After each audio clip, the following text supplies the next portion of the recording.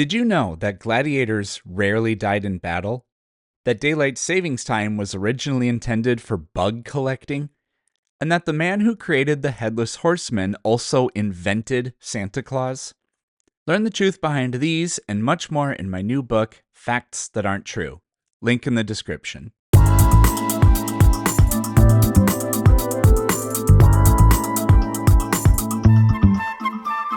What created like the perfect, I guess, the ambient, like just everything to be so well thought out, like without the creator, I guess you can minus the creator from my thought and say like what created, I guess, your ozone layer that protects us from like being sucked into the space that is up there, and what created like the oxygen level to be just between 18 and 21, just enough for us to breathe. Like what created that?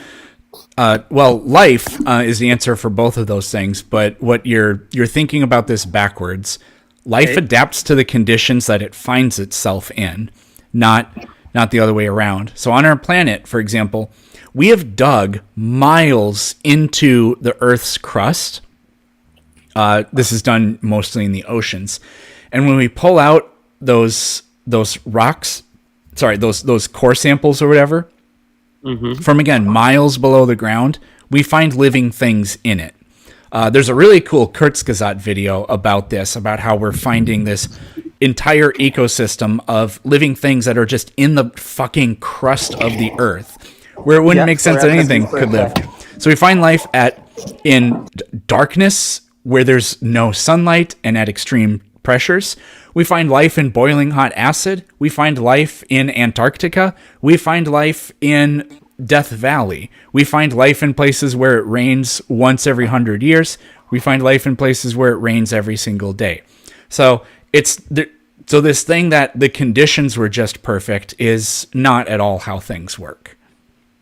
But like, no, I guess you're missing the point. Like what we have right now is a system that is obtainable for lots of like millions, just like you said. Like we got life forms in Antarctica, we got life forms in the ground, even like miles down below, right? And all of these things had to have been possible only under the assumption that the moon, the sun, the universe acted in a way and so that everything is perfectly aligned. Like no, nothing is perfect.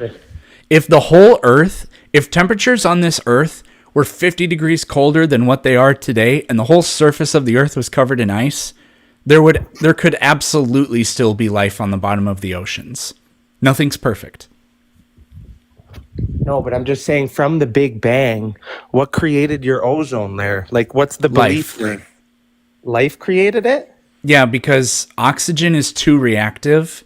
There are no known inorganic geochemical cycles that produce molecular oxygen that is stable for long periods of time. We're quite certain that you have to have life for that, specifically photosynthesis.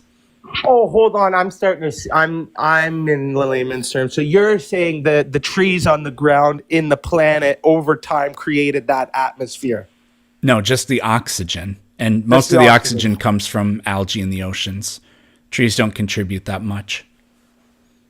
From oxygen in the oceans. Yeah, made by algae in the oceans. And then where did the oceans come from? Well, water is H2O. Those are two of the most common elements in the universe.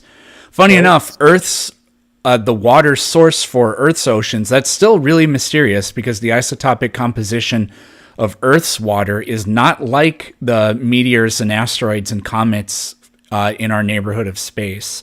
So we don't know if it was a result of, there's some chemical reactions, like decomposition reactions, where if you heat up material hot enough, it releases water. And you can do that with rocks. You can do that with, I think, gypsum. I'm not 100% sure, but there are some rocks where if you get them hot enough, they decompose and they lose their water. So like when you bake, like have you ever made toast and you notice that the toaster actually has water around it? And you're like, what the fuck? Where did that water come from? Have you ever seen that before?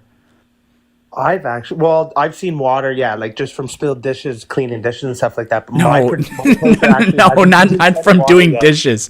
If you bake something in an oven or like in a toaster, there will be water. And where did that come from? It comes from carbohydrates in the food. There isn't water inside the food that evaporated. The oxygen and hydrogen atoms in there decompose through it's a type of chemical reaction, and then they release. So burn some burn some toast and like hold a piece of aluminum foil over top of the toaster. You'll see that it actually collects water. And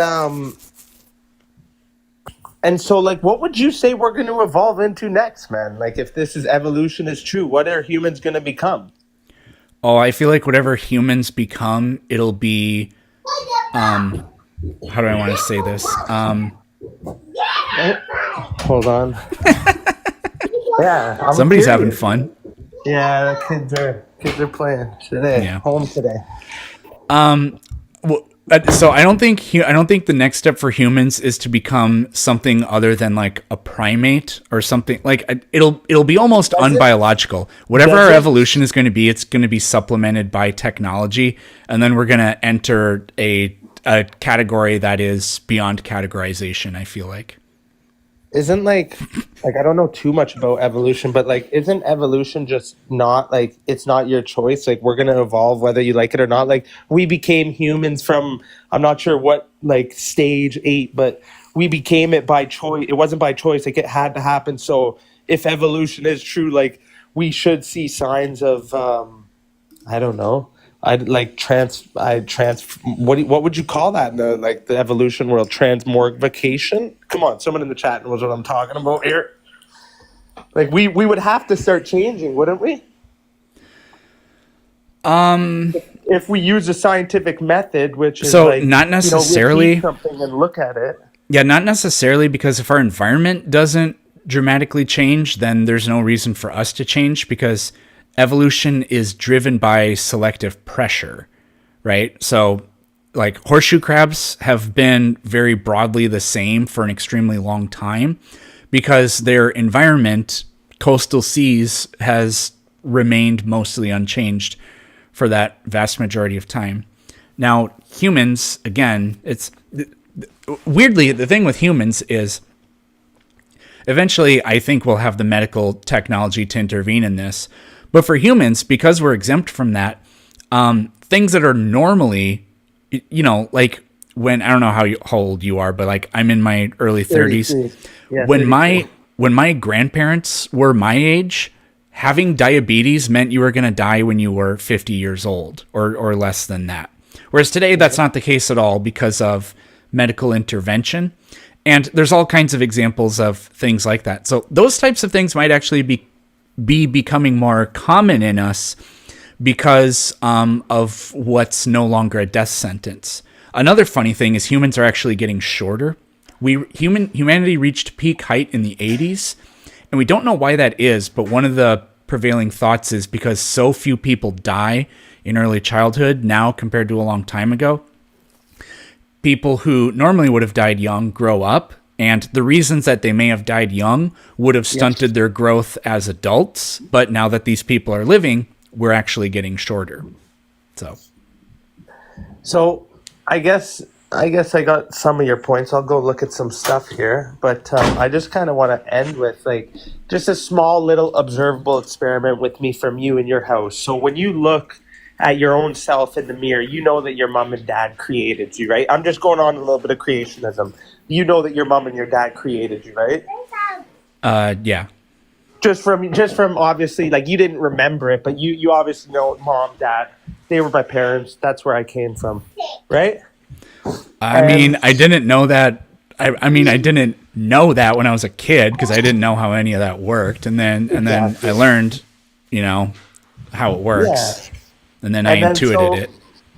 And then so now, we're around the same age. I'm 33. So now being in our 30s, like when you are in that room right now, the computer you're on, we all know, like, I'm not sure if you still like rock with a Microsoft computer or Apple, but like, someone built that computer. I have both, so.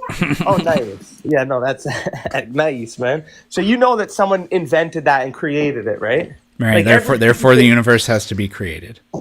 Well, no, you can end there, but just hear me out, right? So the computer that you're on, someone invented and created it. right?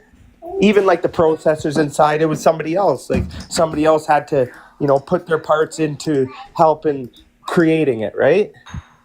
Just like, the microphone, somebody created the microphone in your room and the headphones. Like pretty much, if where I'm going, like you said, it has to be true creationism. What I'm just saying is, like, I just want to end with this, man. Like, when you look around, there's not one thing on this planet besides the things that were already here that we can't really explain, besides the Bible and, the Quran and whatever have you, history book from before. But like, whatever you look around, whether it's your curtains, your clothes, your stuffy bears, it doesn't matter. Someone created it, and that right there, I think, to me personally, is observable enough to say, I look at the stuff we create, it's cool. Like, we can make computers that can make, simulations of a world, and we're getting really close to like a godly like creation. But when you look at like how, even if the sun is in space and the moon is in space, like how far apart they're perfectly just there enough to keep us heated and for our tomatoes to grow, I would think that leans towards a creator. What religion? Who knows? We don't know. We're not, thousands of years old, but that's just my input, right? Like when I look at things, I say, you know what? It's kind of true. Like there's not one thing out here that wasn't created. You know what I mean? Just a little bit. Sure. All right, man. Well, I had a good chat with you. I'm going to look at some of the stuff you talked about. Is your YouTube channel the same as your name? I'll check it out, man.